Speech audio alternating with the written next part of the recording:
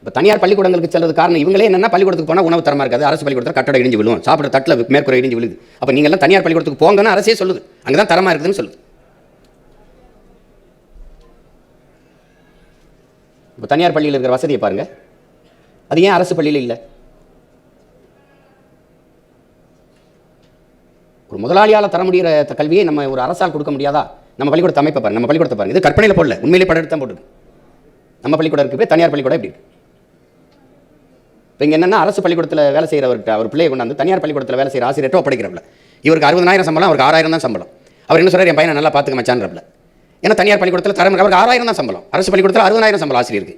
தரம் இல்லை, அதுங்க தான் அது நோக்கம் இல்லை. நல்ல கல்வியை என் குடிகளுக்கு கொடுக்கணும், எதிர்காலத்தின் நாட்டின் இப்போ எதிர்காலமாக இருக்கிற இந்த தலைமுறையை அறிவார்ந்த பிள்ளைகளை வளர்க்கணும்னு இல்லை, தரம் குறைஞ்சு போயிடும்.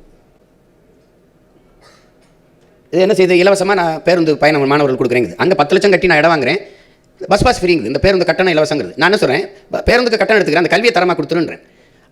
அதுதானே தேவைப்படுது. கட்டிட அமைப்பை பாருங்கள், கழிவறை எப்படி இருக்குன்னு பாருங்கள், பிள்ளை உட்காந்து படிக்கிறத பாருங்கள், எப்படி படிக்கிறாங்கன்னு பாருங்கள்.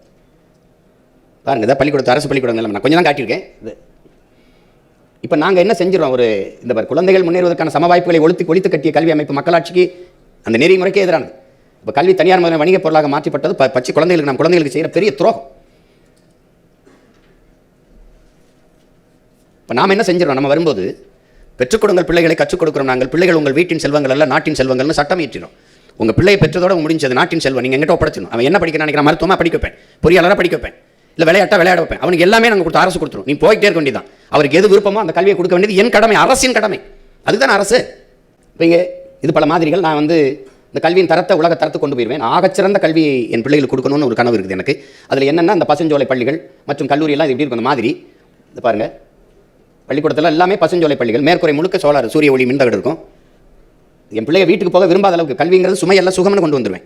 வீட்டு பாடமே கிடையாது, 8ஆம் வகுப்பு ஹோம்ஒர்க் கிடையாது, புத்தகங்கள் கிடையாது. பல புத்தகம்லாம் அந்த வகுப்பறையிலே வச்சிருப்பேன், இரு ஓரத்துலையும் நான் பெட்டி அடித்து அந்த பிள்ளை பேர் எழுதி சாவி அவங்க கையில் கொடுத்துட்டு வச்சுட்டு போனேன். வீட்டு பாடலாம் கிடையாது. இதான் நான் சொன்னது, பெற்றுக் கொடுங்கள் பிள்ளைகளை, கற்றுக் கொடுக்குறோம் நாங்கள், பிள்ளைகள் வீட்டின் செல்வங்கள் அல்ல நாட்டின் செல்வங்கள். அதுதான் நம்ம சட்டம். இப்போ தரத்தை உயர்த்திடுவேன், வழி இல்லை. எல்லா